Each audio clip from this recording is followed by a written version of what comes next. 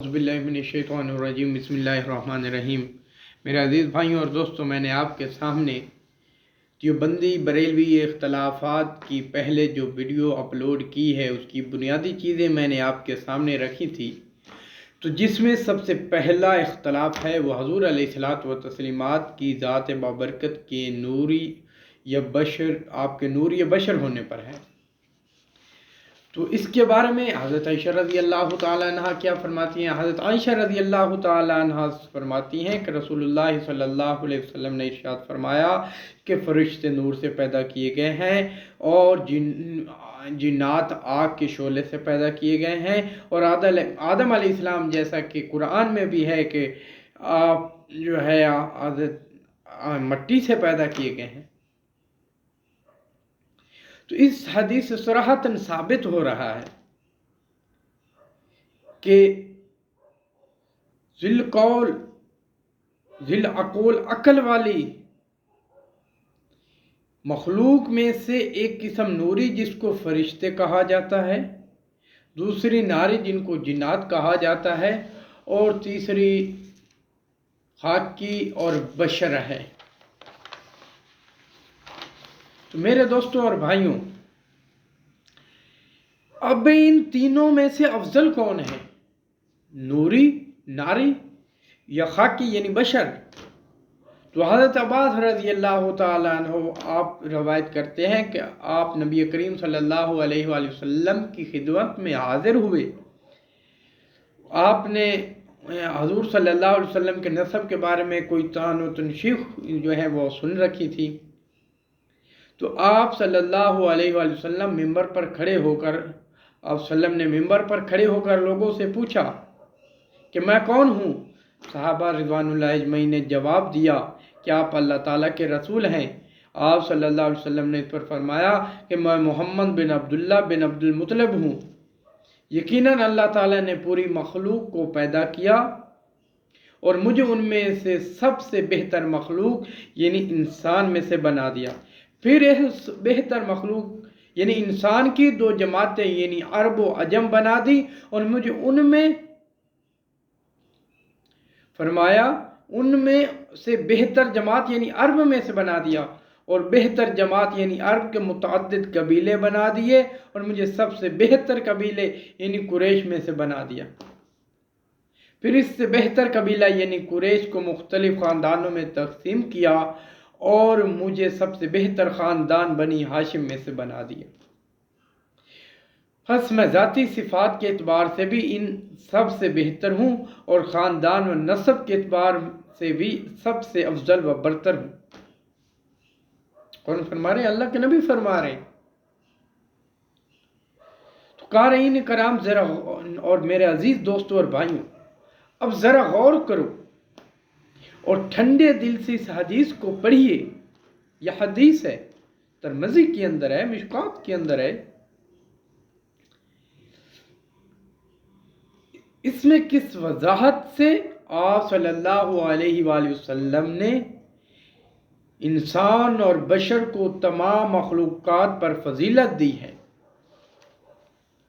گویا اس حدیث سے ایک تو بشر کا تمام مخلوقات سے افضل ہونا صراحتاً سے ثابت ہوا، اور دوسری بات یہ بھی ثابت ہوئی کہ آپ صلی اللہ علیہ وآلہ وسلم انسان اور بشر ہیں، بلکہ بشر کے اعلیٰ و ارفع طبقے میں سے ہیں، اور بشر کے اس طبقے میں ہونے پر آپ کو فخر ہے۔ افسوس جس مقام کو رسول اللہ صلی اللہ علیہ وآلہ وسلم نے فخر اور فضیلت کا مقام سمجھا ہے، آج آپ صلی اللہ علیہ وسلم کو اس اعلیٰ و عرفہ مقام بشریت سے گرانے کو فخر سمجھا جا رہا ہے۔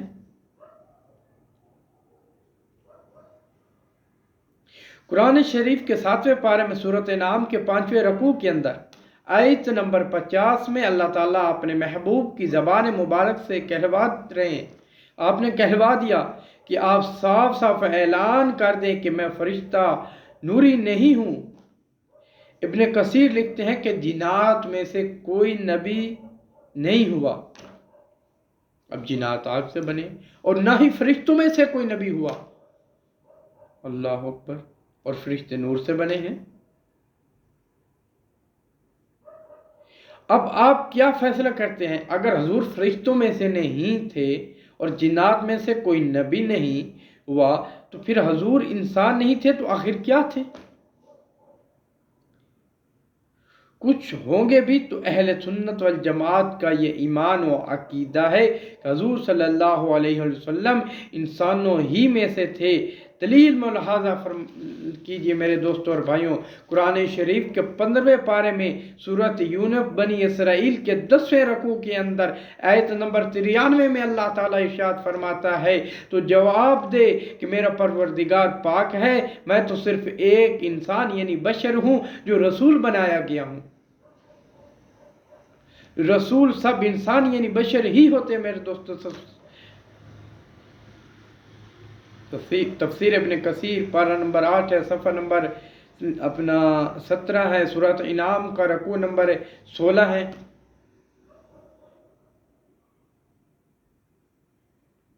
تو پتہ چلا حضور صلی اللہ علیہ وآلہ وسلم آپ کردار کے لحاظ سے آپ کا جو کردار ہے وہ نور ہی نور ہے۔ آپ آئے تو نور لے کر آئے، تو اس کا مطلب یہ نہیں ہے کہ حضور صلی اللہ علیہ وسلم کی بشریت سے انکار کر دیا جائے، نہیں میرے دوستوں، کیونکہ سب سے افضل اشرف المخلوقات انسان کو بنایا گیا ہے۔ تو پتہ چلا کہ حضور ایک طرف تو جو ہے آپ علیہ الصلوۃ والتسلیمات بشر ہیں اور دوسری طرف نور ہیں۔ آپ کو ایک اور بات بتاتا چلوں کہ جو یہ رشتہ داریاں ہیں،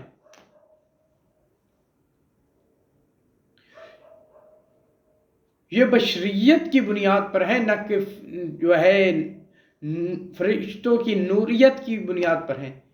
اللہ تعالیٰ کی کوئی رشتہ داری ہے؟ نہ بیٹا نہ بیٹی، نہ کسی سے پیدا ہوئے، نہ آپ کو کسی نے پیدا کیا، کوئی رشتہ نہیں۔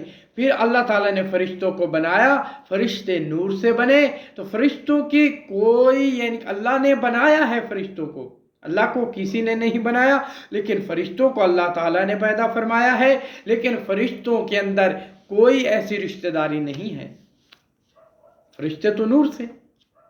تو سب سے افضل اشرف المخلوقات انسان ہے، تو اللہ کے نبی، آپ سب کو پتہ ہے کہ اللہ کے نبی کی 4 بیٹیاں تھیں، اللہ کے نبی کے بیٹے مختلف آپ کے بیٹوں پر روایات آتی ہیں، تو آپ کے بیٹے بھی تھے، آپ کی بیٹیاں بھی تھیں، آپ کی رشتہ داریاں تھیں، آپ کی والدہ، آپ کے والد، آپ کا پورے آپ کے قبیلے کا نام، آپ کا پورا نسب نامہ ہے۔ تو پتہ چلا کہ حضور صلی اللہ علیہ وآلہ وسلم بشریت کے لحاظ سے آپ بشر ہیں، اور اشرف المخلوقات میں سے سب سے افضل مخلوق انسان میں سے اللہ تعالیٰ نے انسانوں میں سے آپ کو بنایا، اور پھر انسانوں میں سب سے اعلیٰ ہیں، سب سے اعلیٰ، ہاں اللہ کے بعد جس کا مقام ہے وہ جناب رسول اللہ صلی اللہ علیہ وسلم ہے۔ میرے دوستوں، اب اتنی بڑی دلیل کہ قرآن میں بھی یہ اللہ بتا رہے ہیں، اللہ کے نبی کا، اپنے محبوب کا بشر ہونا، اللہ تعالیٰ آپ کے اپنے محبوب کا اللہ تعالیٰ انسان ہونا قرآن مجید میں بتا رہے ہیں کہ میرا اللہ فرما رہا ہے کہ میرے محبوب جو ہیں یہ فرشتہ نہیں ہیں۔ تو میرے دوستوں، فقہ حنفی کی مشہور کتاب ہے،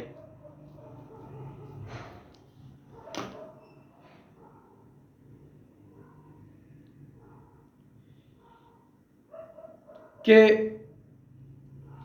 فقہ حنفی کی مشہور کتاب تحتوی المراقی الفلاح کے اندر لکھا ہے کہ ایمان کی درستگی کی شرائط میں سے آپ کا نام یعنی آپ صلی اللہ علیہ وسلم کا نام جاننا ضروری ہے، اس کے بغیر معرفت تام یعنی مکمل نہیں ہوتی، اور آپ صلی اللہ علیہ وسلم کو اہل عرب میں سے بشر انسان ماننا بھی ضروری ہے۔